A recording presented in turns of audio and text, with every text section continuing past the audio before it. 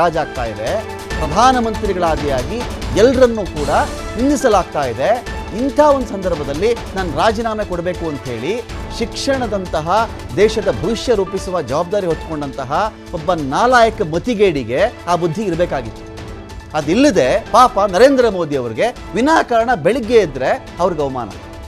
ಬೆಳಿಗ್ಗೆ ಎದ್ದರೆ ನರೇಂದ್ರ ಮೋದಿ ಟೀಕೆ ಫೇಸ್ ಮಾಡಬೇಕಾಗಿ ಇವನ್ನೆಲ್ಲ ಕೂತಿದ್ದ ಇವನ್ನೆಲ್ಲಿ ಕೂತಿದ್ನೋ ಗೊತ್ತಿಲ್ಲ ನಮಗೆ. ಒಂದು ಪ್ರತಿಭಟನಾ ಸ್ಥಳಕ್ಕೆ ಬರೋ ಯೋಗ್ಯತೆ ಇರಲಿಲ್ಲ ಇವನಿಗೆ. ಪ್ರತಿಭಟನಾ ಸ್ಥಳಕ್ಕೆ ಇವನು ಬರಲಿಲ್ಲ, ಆ ವಿಷಯನ ಅಡ್ರೆಸ್ ಮಾಡಲಿಲ್ಲ, ಗೂಟ ಹೊಡ್ಕೊಂಡು ಕೂತಿದ್ದ ಇವನು ಏನಂದ್ರಲ್ಲಿ ಆ ಮಿನಿಸ್ಟರ್ ಪೋಸ್ಟಲ್ಲಿ. ಫೈನಲಿ ಇವನನ್ನು ಇದೀಗ ಕ್ಯಾಬಿನೆಟ್ಟಿಂದ ಆಚೆ ಹಾಕಿದ್ರು. ನಾವು ದಿನನಿತ್ಯ ಮಾತಾಡ್ತಾ ಇದ್ದೀವಿ, ನರೇಂದ್ರ ಮೋದಿ ಅವರೇ ಇಂತಹ ಕಳಂಕಿತರನ್ನು ನಿಮ್ಮ ಕ್ಯಾಬಿನೆಟಲ್ಲಿ ಇಟ್ಕೊಳ್ಬೇಡಿ. ಒಂದು ಕ್ವಶನ್ ಪೇಪರ್ ಲೀಕ್ ಆದಾಗ ಪ್ರಿಂಟ್ ಮಾಡಿದವನ್ನ, ಯಾರನ್ನೋ ಹಂಚಿದವನ್ನ, ಟ್ಯೂಷನ್ ಲಾಬಿಯವನ್ನ, ಪ್ರೊಫೆಸರ್ನ ಇಷ್ಟು ಮಾಡಿದ್ರೆ ಸಾಕ. ಅವ್ರನ್ನ ಆಚೆ ಹಾಕ್ಬಿಟ್ಟಿದ್ದೀವಿ, ಅರೆಸ್ಟ್ ಮಾಡಿಬಿಟ್ಟಿದ್ದೀವಿ, 12 ಜನ ಒಳಗಡೆ ಕಳಿಸ್ಬಿಟ್ಟಿದ್ದೀವಿ. ಇವನನ್ನೇನು ಮಾಡ್ತೀರಿ ನೀವು? ಈಗ ಇವ್ನು ರಾಜೀನಾಮೆ ಸಾಕಾ? ಇವನು ಅರೆಸ್ಟ್ ಆಗಬಾರ್ದಾ? ಇವನು ವಿಚಾರಣೆ ಫೇಸ್ ಮಾಡಬಾರ್ದಾ? ಈ ಮನುಷ್ಯ ಹೆಂಗಪ್ಪ ನಿನ್ನ ಅಂಡರಲ್ಲಿ ಬಂತಲ್ಲ ಒಂದು ವಿಚಾರ, ನಿನ್ನ ಅಂಡರೆಲ್ಲ ಬಂದಾಗ ನೀನು ಹೇಗೆ ಬಿಟ್ಟೆ ಕ್ವಶನ್ ಪೇಪರ್ ಲೀಕ್ ಆಗಲಿಕ್ಕೆ? CJP ಕೇಂದ್ರ ಸರ್ಕಾರದ ಸಭೆಗಿಂತ ಮುಂಚೆನೇ ವಿದ್ಯಾರ್ಥಿಗಳ ಹೋರಾಟದ ಕಿಚ್ಚಿಗೆ ಕೇಂದ್ರ ಸರ್ಕಾರ ಮಂಡಿಯೂರಿದೆ ಕೇಂದ್ರ ಸರ್ಕಾರ. CJP ಸೆಂಟ್ರಲ್ ಗವರ್ನಮೆಂಟ್ನ ಮೀಟಿಂಗಿಂತ ಮುಂಚೆನೇ ಇವನು ರಾಜೀನಾಮೆ ಕೊಟ್ಟಿದ್ದಾನೆ.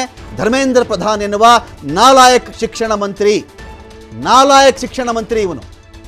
ಇಲ್ಲಿವರೆಗೂ ಬೇರೆ ಬಿಟ್ಬಿಡ್ರಿ, ವಿದ್ಯಾರ್ಥಿಗಳು ಆತ್ಮಹತ್ಯೆ ಮಾಡಿಕೊಂಡ್ರು, ಇವನ ಮನಸ್ಸು ಕರಗಿಲ್ಲ ಅಂತ ಹೇಳಿದ್ರೆ ಇಂಥ ಕಲ್ಲು ಬಂಡೆಗಳನ್ನು ಶಿಕ್ಷಣ ಇಲಾಖೆ ನೋಡ್ಕೊಳ್ಳೋಕ್ಕಿಟ್ರೆ ಇನ್ನೇನಾಗುತ್ತೆ ಹೇಳಿ? ಇಂಥ ಕಲ್ಲು ಬಂಡೆಗಳು ನಮ್ಮ ದೇಶದಲ್ಲಿ, ಇಂಥವರು ಶಿಕ್ಷಣವನ್ನು ಮುನ್ನಡೆಸ್ತಾ ಇದ್ದಾರೆ. Question paper leak 1, 2, 3, 152 ಎಕ್ಸಾಮ್ಗಳ್ರಿ, 152 exam. ಅದೂ ಬಿಡಿ, ಶಿಕ್ಷೆ ಕೊಡಿಸಿದ್ರೇನ್ರಿ ಯಾವುದ್ರಲ್ಲಾದರೂ? ಇವರೆಲ್ಲ ಹೇಳ್ತಾರಲ್ಲ ಕಣ್ಣೊರೆಸೋ ತಂತ್ರಗಳು. ಅರೆಸ್ಟ್ ಮಾಡಿದ್ದೀವಿ, ವಜಾ ಮಾಡಿಬಿಟ್ಟಿದ್ದೀವಿ, ಬರ್ತಾರೆ ಒಂದು 6 ತಿಂಗಳು ಆಚೆ ಬರ್ತಾರೆ, ಬೇಲ್ ಸಿಗುತ್ತೆ ಆಚೆ ಬರ್ತಾರೆ. ಆಮೇಲೆ ಅವರನ್ನು ಜೈಲಿಗೆ ಹಾಕಿಸುವಂತಹ ಸಾಕ್ಷ್ಯಾಧಾರಗಳನ್ನು ನೀವು ಒದಗಿಸಿದ್ದೀರಾ? ನ್ಯಾಯಾಲಯದಲ್ಲಿ ವಾದ ಮಾಡಿದ್ದೀರಾ? ವಿದ್ಯಾರ್ಥಿಗಳಿಗೆ ನೆಮ್ಮದಿ ಕೊಟ್ಟಿದ್ದೀರಾ? ಮುಂದೆ ಎಕ್ಸಾಮ್ಗಳಲ್ಲಿ ಕ್ವಶನ್ ಪೇಪರ್ ಲೀಕ್ ಆಗಲ್ಲ ಅನ್ನೋ ಒಂದು ಭರವಸೆ ಕೊಟ್ಟಿದ್ದೀರಾ? ಪುಟಾಣಿ ಮಕ್ಕಳು ಬಂದಿವೆ ಪ್ರತಿಭಟನೆಗೆ. ಕೇಳಿದ್ರೆ ನಾವು ಫ್ಯೂಚರಲ್ಲಿ ಎಕ್ಸಾಮ್ ಬರಿತೀವಿ, ನಮ್ಮ ಕ್ವಶನ್ ಪೇಪರ್ ಲೀಕ್ ಮಾಡಬೇಡಿ ಅಂಥೇಳಿ ಪ್ಲಕಾರ್ಡ್ ಹಿಡಿತಾರೆ. ಈ ಥರ ಈ ಮನುಷ್ಯ ಮಾತ್ರ ಇಲ್ಲಿವರೆಗೂ ರಾಜೀನಾಮೆ ಕೊಡದೆ ಪ್ರಧಾನಮಂತ್ರಿಗಳಿಗೆ ದೊಡ್ಡ ಕಿರಿಕಿರಿ ಆಗಿಬಿಟ್ಟಿದ್ದ. ಇವನು ದೇಶದ ಪ್ರಧಾನಿಗಳಿಗೆ ಇವನಂಥ ತಲೆನೋವು ತಂದಂಥವರು ಕಳೆದ 2 ತಿಂಗಳು ಇನ್ನೊಬ್ಬರು ಇರಲಾರರು. ಇಷ್ಟು ದಿನಗಳ ನರೇಂದ್ರ